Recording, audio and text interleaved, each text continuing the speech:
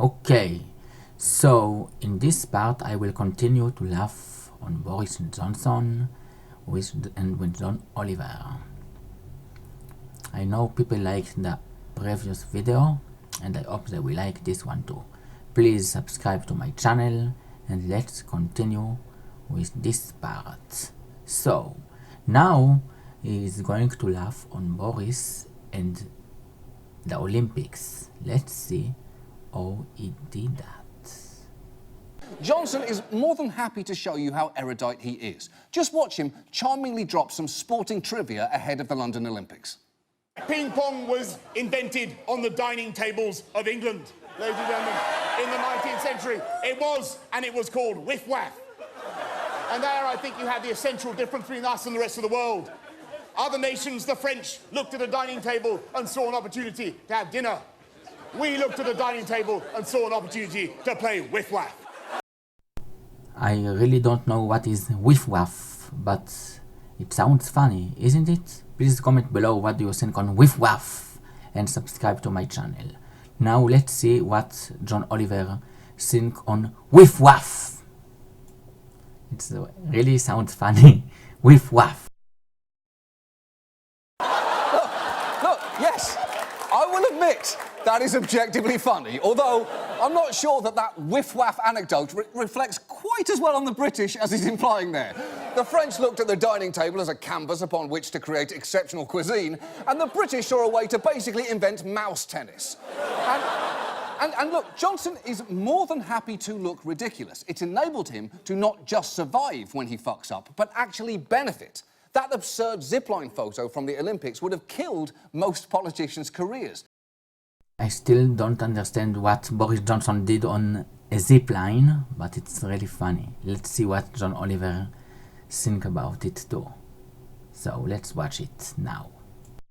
But Boris found a way to laugh at himself and charm everyone. Just watch how it got covered on the news at the time. Isn't that fantastic? This is a man who some are tipping as a future Prime Minister. Look, I think if anyone has won the Olympics, I would say it's Boris Johnson. Hold on there. If anyone won the Olympics? If we can compare the Olympics to the government, so Boris Johnson actually won the Olympics. Let's see what John Oliver say about it. To be clear, people definitely won the Olympics. Specifically, the winners. The winners won the Olympics.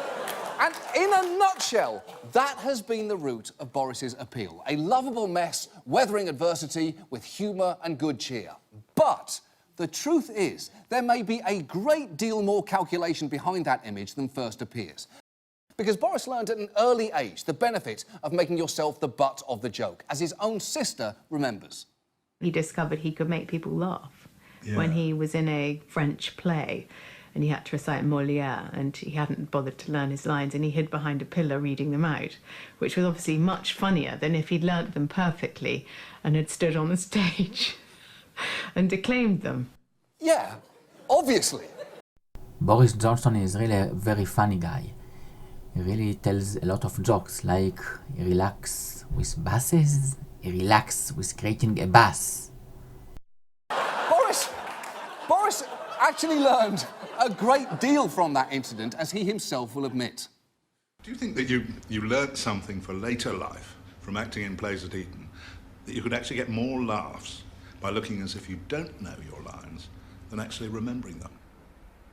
Well, I certainly think that as a general tactic in life, if that's what you're driving at, it is often useful to give the slight impression that you are deliberately pretending not to know what is going on, because the reality may be that you don't know what is going on, but people won't be able to tell the difference.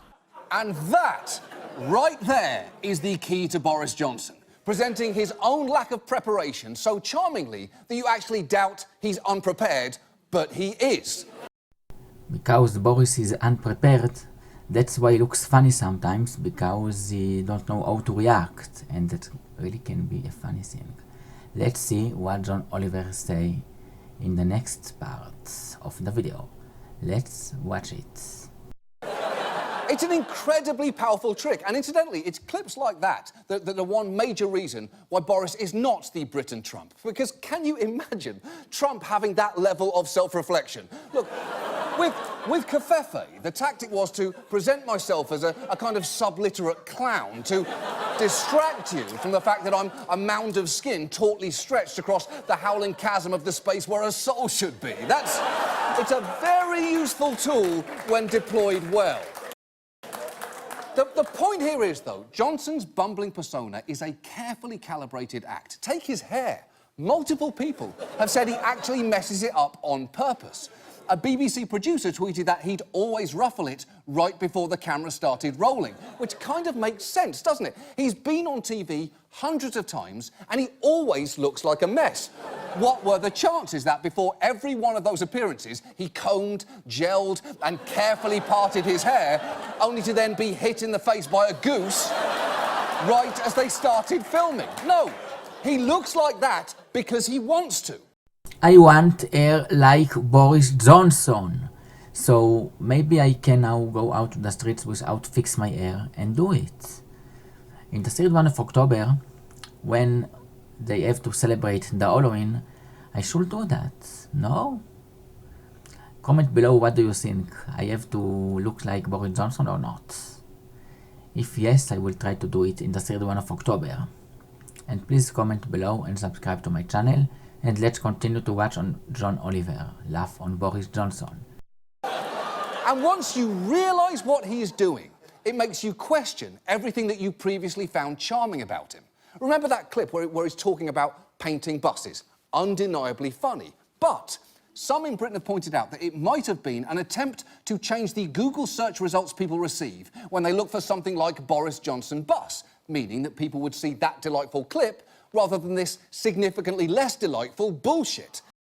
So Boris Johnson did the interview because he wanted to change the results in Google. Very interesting. So what do you think on the Brexit? It will be a good thing or bad thing for the UK citizens?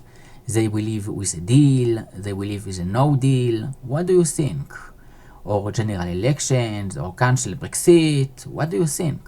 So please comment below what do you think and subscribe to my channel.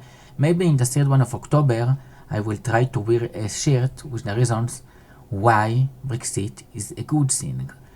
Please comment below the reasons why Brexit is a good thing, so I can create a shirt with all the reasons why it's a good thing to leave the European Union. Please subscribe to my channel and thank you again. Bye bye.